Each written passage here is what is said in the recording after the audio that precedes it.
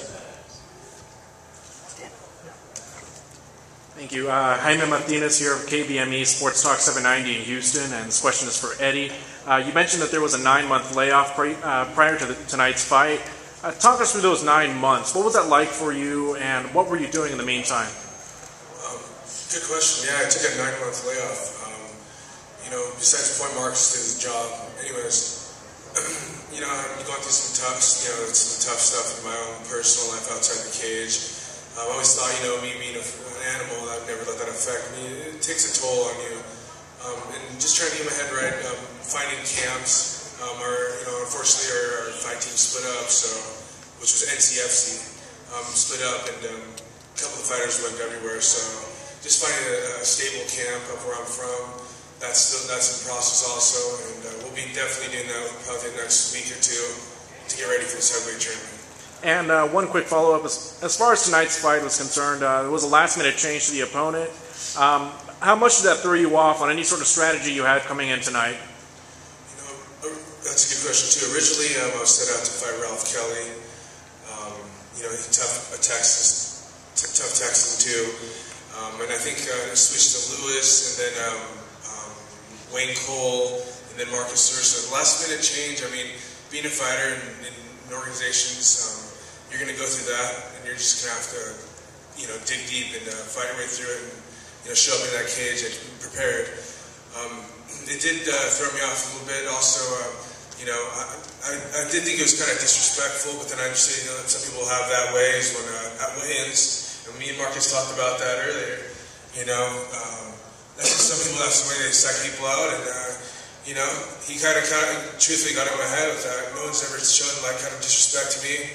I guess it got in my head, and he fought his fight, I fought my fight, but you saw the results. Eddie, thank you very much. Going back to his question here in the room, if we've got one. Sean, all right. Here we go. Sir, back to you.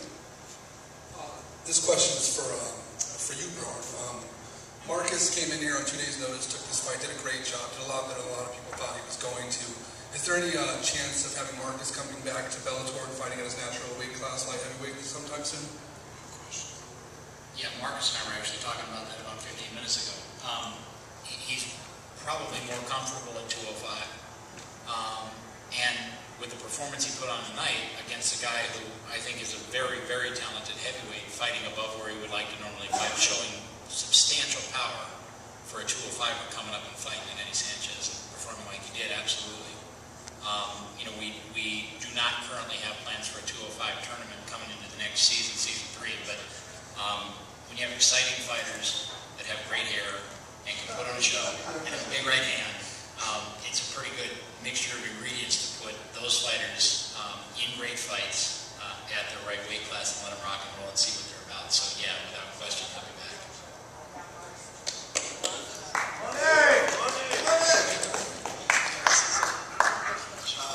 I just want to thank Eddie Sanchez for the fight. I was a little crazy before the fight, but that's how I psyched myself out. I never walked into a cage with someone I didn't truly hate. I hate their shoes they wear, I hate their clothes, I hate their face. But afterwards, it's a professional sport. We shake hands. I'll buy him a beer tonight. Maybe if he wants a beer, we'll go have some fun. That's what it's about, man. You beat each other up in the cage, and then you go have fun at night. So. I just appreciate the opportunity, and it's an awesome show, man. Bellator is awesome. Money! And for you folks joining us online, we are streaming live at Bellator.com. Not a chance to print this out, so we'll take it right from the laptop here. Eddie, this is going to be for you. And the question comes from E. Cassidy. He asks, Eddie Sanchez, you mentioned you liked Bellator over UFC, your post-fight interview. Can you explain why? You know what? I've seen the UFC is a good organization, but Bellator has something different with these heavyweight tournaments. I have already a better relationship with Bjorn than Dana, but you know how the business is. This whole tournament style fighting is really where it's going to be at. And UFC is also good, but Bellator with this different tournament style is something that really excited me, and definitely want to be a part of it. Eddie, thank you very much. Let's check the room for a question. We've got, here we go, we'll go right up here front. And we've got a couple of more questions coming from our online community. They're being tweeted in as we speak. We'll have those in a second. But sir, go ahead, please. Raul Rangel for Undefeated Magazine. This question's for Breaker. What do you think of Schlemenko's performance tonight? Unfortunately, I wasn't able to watch Schlemenko's performance just yet. I was in the back preparing for my bout. However, I'm going to go and give my critique and view his performance. He's an amazing fighter, exciting fighter. I know he likes to stand, and I heard Hess took him down a few times and tried to control him there, but he came out with the game plan. Hess got a little sloppy, got caught with the knee, I heard. So I'm excited for our matchup. It's time to go back to work and put together a game plan. Thank you very much. Let's go back to Twitter. We have a question that's coming in, and Bjorn, this will be for you.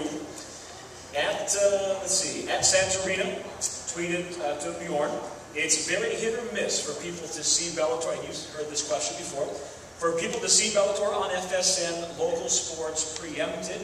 Any plans for other broadcast deals? Well, we've got an agreement with Fox Sports Network that's going to go through the August, September, October season. I've said it many times, the advantage of Fox Sports Network is that they appeal to a hardcore sports demographic. If you're in your local market and you've got a local market sports team, whether it's baseball or basketball or hockey or the like, you watch FSN. The downside is they're a combination of 19 affiliate networks, and some of the time, if you're in Milwaukee and the Brewers are on, you're going to get preempted by the Brewers, and if you're in LA and the Clippers are on, you're going to get preempted by the Clippers until that game's over, and then we're going to run. So it hits the market we want to hit, which is hardcore, die-hard sports fans. But there is a preemption issue that we have to deal with in certain markets. And they're great markets, like MSG in New York. We're on live all the time at 8 o'clock at night, exactly when we're supposed to be. But it is a pro and a con to what has been a very, very strong alliance for us with FSN. But you never know what the future is going to hold. If you'd asked me last year at this time where we were going to be, I wouldn't have been able to tell you. We were with ESPN, and we've grown into a new relationship that's been great for us and allowed a lot more people to see us. But we'll see what happens in the future. Right now, they're a great partner and they're putting on great shows.